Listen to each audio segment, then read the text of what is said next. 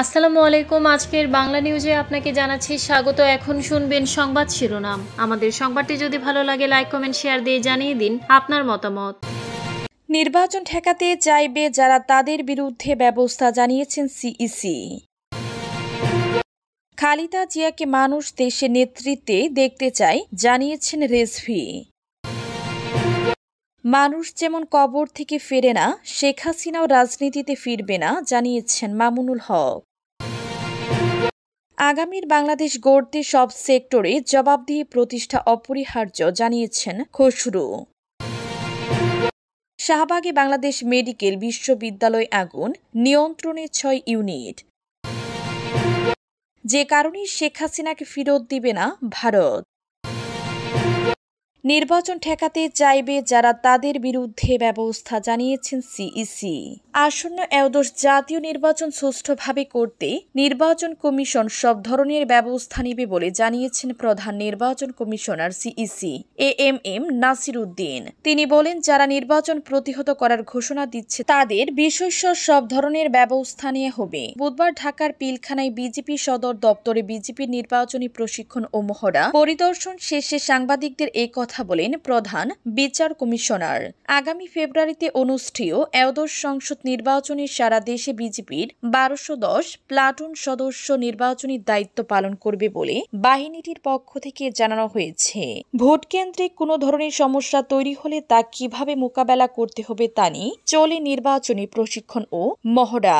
CEC বলেন, আমাদের নির্বাচনের কি রকম প্রস্তুতি সেটির একটি নমুনা আপনারা দেখেছেন। আমাদের বিভিন্ন আইন শৃঙ্খলা রক্ষাকারী বাহিনীকে আমরা নির্বাচনে যুক্ত করব। এটি আমার তৃতীয় মহড়া পরিদর্শন।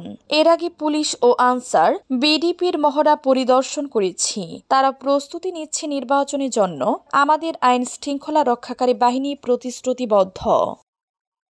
খালেদা জিয়াকে মানুষ দেশে নেতৃত্বে দেখতে চায় জানিয়েছেন রেজভী।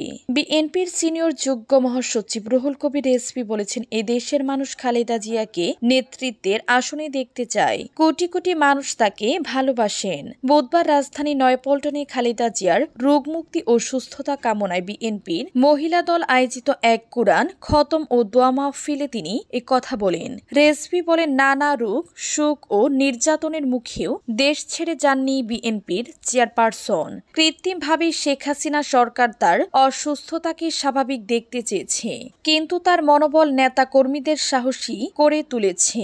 তিনি আরো বলেন, দেশের সম্পদ চুরি করে পালিয়ে গেছেন শেখ হাসিনা। এর প্রমাণ অগ্রণী ব্যাংকের বলটি তার কোটি কোটি টাকার স্বর্ণের সন্ধান। শতবর্ষের পুরনো ঝুঁকিপূর্ণ ভবনে হাজারো রোগীর চিকিৎসা। দেশের সর্ববৃহৎ চিকিৎসা সেবা প্রতিষ্ঠান ঢাকা মেডিকেল কলেজ হাসপাতালের মূল ভবনের বয়স ১২০ বছর। গণপূর্ত বিভাগ এই ভবনটি অনেক আগে ঝুঁকিপূর্ণ ভবন হিসেবে ঘোষণা করেছে। সম্প্রতি ফায়ার সার্ভিস ও সিভিল ডিফেন্স অধিদপ্তরের কর্মকর্তারা এই হাসপাতালের মূল ভবনটি পরিদর্শন করেছেন এবং যথারীতি এটিকে ঝুঁকিপূর্ণ ভবন হিসেবে চিহ্নিত করেছেন। গত শুক্র ও শনিবার পরপর দুইবার ভূমিকম্পের ঘটনার পরিপ্রেক্ষিতে কর্মকর্তারা ঝুঁকি নিরূপণে ভবনটি পরিদর্শন করেন। গতকাল রবিবার এই প্রতিনিধি সরেজমিনে ঢাকা মেডিকেল কলেজ হাসপাতালটির মূল ভবনে যান। তিনি নিচতলা থেকে ৩ তলা পর্যন্ত ওয়ার্ড, অপারেশন থিয়েটার সহ বিভিন্ন স্থান ঘুরে দেখেন। ভবনের অনেক অংশে জরাজীর্ণ অবস্থায় দেখা যায়। বিভিন্ন স্থানে আস্তর খসে পড়ছে। গত শুক্রবারের ভূমিকম্পের ঘটনায় হাসপাতালের ডাক্তার, নার্স, কর্মচারী ও কর্মকর্তারা এবং সেই সঙ্গে চিকিৎসাধীন রোগীরা ভীত সন্ত্রস্ত হয়ে পড়েন। ওই দিনের ভূমিকম্পের দৃশ্য তারা ভুলতে পারছেন না। এমন ঝুঁকিপূর্ণ ভবনকে আল্লাহ রক্ষা করেছেন বলে কর্মকর্তারা উল্লেখ করেন।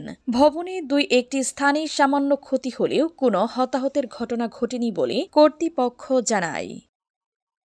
আগামীকাল বাংলাদেশ গড়তে সব সেক্টরে জবাবদিহি প্রতিষ্ঠা অপরিহার্য জানিয়েছেন খসরু। আগামীকাল বাংলাদেশ গড়তে হলে দেশের প্রতিটি খাতে জবাবদিহিতা ও স্বচ্ছতা প্রতিষ্ঠা অপরিহার্য হবে বলে মন্তব্য করেছেন বিএনপির স্থায়ী কমিটির সদস্য আমির খসরু মাহমুদ চৌধুরী। বুধবার রাজধানীর কাকরাইলে আইডিইফি মিলনায়তনে আয়োজিত এক আলোচনা সভায় তিনি এই মন্তব্য করেন। আমির খসরু বলেন, বিগত সরকারের আমলে ব্যাংক ও ইন্স্যুরেন্স খাতে খাতে ব্যাপক দলীয়করণ হয়েছিল, যার কারণে আর্থিক খাতের এই করুণ অবস্থা। দেশে ব্যাংকিং সেক্টরে বিগত দিনে লুটপাটের মহোৎসব চলেছে। যারা ব্যাংক থেকে টাকা নিয়ে গেছেন তারা লাভবান হয়েছেন, কিন্তু কোম্পানির কর্মীরা ক্ষতিগ্রস্ত হয়েছেন। ইন্স্যুরেন্স খাতে অনিয়মের চিত্র তুলে ধরে তিনি বলেন, ইন্স্যুরেন্স কোম্পানিতে যারা টাকা রেখেছেন অনেক কোম্পানি টাকা ফেরত দিতে পারছে না। এরকম 20টি কোম্পানি আছে দেশে। যারা লুটপাট করেছে সেই সব ইন্স্যুরেন্স কোম্পানির অবস্থানগুলো আজ ভেবে দেখুন। আগামী দিনে ক্ষমতায় আসলে আমরা এটা চলতে দিব না। এসব জায়গায় বড় সংস্কার করতে হবে। শাহবাগে বাংলাদেশ মেডিকেল বিশ্ববিদ্যালয়ে আগুন, নিয়ন্ত্রণে 6 ইউনিট। রাজধানীর শাহবাগে বাংলাদেশ মেডিকেল বিশ্ববিদ্যালয়ের ব্লকে এর 4র্থ তলায় আগুন লেগেছে। আগুন নিয়ন্ত্রণে কাজ করছে ফায়ার সার্ভিসের 6টি ইউনিট। ফায়ার সার্ভিসের কন্ট্রোল রুম অফিসার রাশেদ বিন খালেদ ইত্তেফাক ডিজিটালকে জানান, সকাল 11টা 14 মিনিটে আগুন লাগার খবর আসে। আগুন নিভাতে সেখানে ফায়ার সার্ভিসের ইউনিট পৌঁছে যায় 11টা 20 মিনিটে। আগুন নিয়ন্ত্রণে কাজ করে ফায়ার সার্ভিসের 6টি ইউনিট। এরপর 11টা 32 মিনিটে আগুন নিয়ন্ত্রণে আসে। এই প্রতিবেদন লেখা পর্যন্ত ঘটনায় কারো হতাহত বা হাসপাতালের ভিতরে কারো আটকে পড়ার খবর পাওয়া যায়নি, যে কারণে শেখ হাসিনাকে ফেরত দিবে না ভারত। বাংলাদেশ সরকার ভারতের কাছে নোট বারবার আনুষ্ঠানিক কূটনৈতিক বার্তা পাঠিয়ে সাবেক প্রধানমন্ত্রী শেখ হাসিনার প্রত্যর্পণ চেয়েছেন। আন্তর্জাতিক অপরাধ ট্রাইব্যুনাল আইসিটি গত 17 নভেম্বর শেখ হাসিনা ও সাবেক স্বরাষ্ট্রমন্ত্রী আসাদুজ্জামান খান কামালের অনুপস্থিতিতে মৃত্যুদণ্ড দেওয়ার 5 দিন পর এই অনুরোধ পাঠানো হয়। অভিযোগ ছিল গত বছরের জুলাই আগস্টে শিক্ষার্থী আন্দোলন দমনে নির্দেশনা দিয়ে তারা প্রায় 1400 মানুষের মৃত্যুর জন্য দায়ী। ঢাকার এই আনুষ্ঠানিক পদক্ষেপটি আগে থেকে প্রত্যাশিত ছিল। রায় ঘোষণার পরে অন্তর্বর্তী সরকার কড়া ভাষায় দিল্লির কাছে দুজনকে দ্রুত বাংলাদেশে ফেরত পাঠানোর আহ্বান জানান। পররাষ্ট্র মন্ত্রণালয় জানায়, বাংলাদেশের সঙ্গে থাকা প্রত্যর্পণ চুক্তি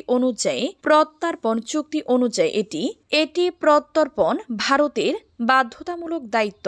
তারা আরও সতর্ক করে দেয়, মানবতা বিরোধী অপরাধে দোষী সাব্যস্ত ব্যক্তিদের আশ্রয় দেওয়া হলে তা হবে অমিত্র সুলভ আচরণ ও ন্যায় বিচারের প্রতি আঘাত। 2024 সালের 5 আগস্ট সরকার পতনের পর শেখ হাসিনা ভারতে আশ্রয় নেন এবং তারপর থেকে সেখান থেকে বিকৃতি ও সাক্ষাৎকার দিয়ে যাচ্ছেন।